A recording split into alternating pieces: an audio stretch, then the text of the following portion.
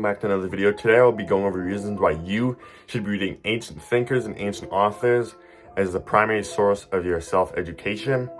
And there are three main reasons why I believe you should do this. Firstly, due to historical understanding and context and continuity.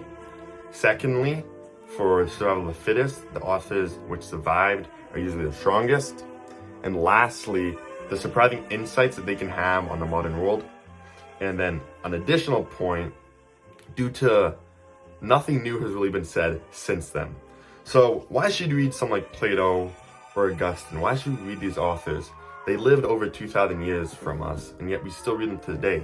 And the reason primarily for a lot of people is solely due to the historical context in which we live in being after them. So to understand our current context, we must go back to them.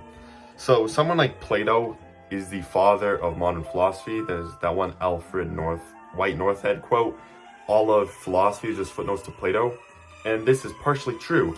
Most of philosophy gets their insights either in response or in agreement with Plato. So to understand these current modern day thinkers, you must read the ancients. And I feel like Plato is a really good example of this. The historical era he lived in, the classical age of Greece, had so many different thinkers and new ideas coming about that they formed all of the world after them.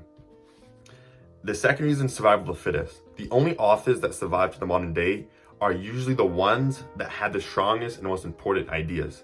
There are many ancient authors that we just do not know of, and then even of the ones we do know of, we've lost a lot of their writings due to the fact that the writings which they produced weren't of sufficient quality to survive to the day we live in now. But the ones which do survive are the ones that had the most amount of impact and the ones which are usually the best. So that's the second reason. Now on to the third reason. A lot of them have surprising insights. For example, I read Gorgias by Plato, and within the context of ancient Greece, he's responding to the sophists. And now we see modern day philosophy, ever since the postmodernists and all the thinkers have come about, they're all like modern day sophists. Someone like Nietzsche, he says strength is the ultimate pinnacle of morality, essentially. If you have enough strength, you decide morality. And Plato he preemptively responded to this in the dialogue of Gorgias and in the Republic. So if you want to combat a lot of like the modern like faulty ideologies and like very hyper-political thought of the day, it is really important to go back to the ancient thinkers to get a better ground for your own philosophy. And now the last reason why I believe you should read ancient thinkers primarily is due to what Kant said. Nothing new has really been said. Like all of what is being said now has already been said thousands of years ago. So why should we go through this long game of telephone of one thinker to another thinker to another thinker and not just go to the sources themselves of this thought and of these theories?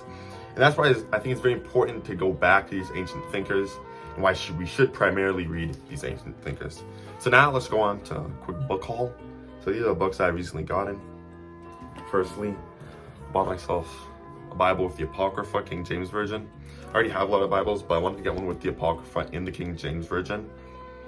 I bought Theaetetus by Plato. This is the origin of a justified true belief theory of knowledge. For example, that idea has gone on to this day. But anyways, this is a dialogue. Like most of Plato's dialogues, they're pretty short. A lot of this is just commentary too. Like, there's not that much actual like writing, but it's very dense in the thought he's bringing about. I bought On the Resurrection by St. Justin Martyr and St. Athenagoras.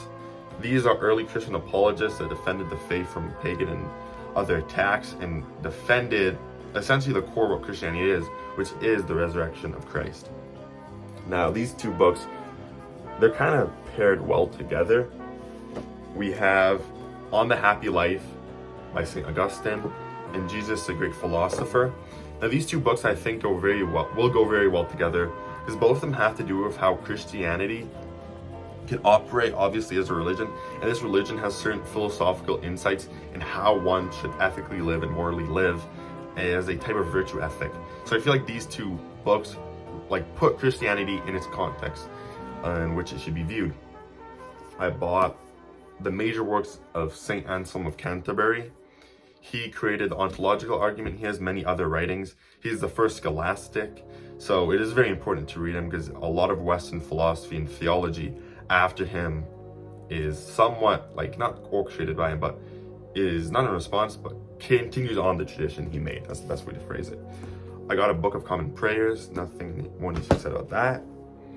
I got Deep Anglicanism, which is a pretty recent book, and it's going over essentially a catechesis of Anglicanism, the core thoughts of Anglicanism, the history, the liturgy, and all of this stuff is very important if I'm going to be part of the Anglican tradition. Now, lastly, I got The Hiddenness of God by Michael Rea. It is a philosophical examination of the problem of divine hiddenness, and it is a response to it. I'd say that the problem of divine hiddenness is second to the problem of evil, and I need to read up on the problem of evil myself. But yeah, The Hiddenness of God, it seems like a very good book. I'm not sure if it's like one cohesive narrative, not narrative, but like moving force, or if it's multiple essays on it, the same problem. So yeah, thank you for watching this video. Like, subscribe, share, and subscribe for more content.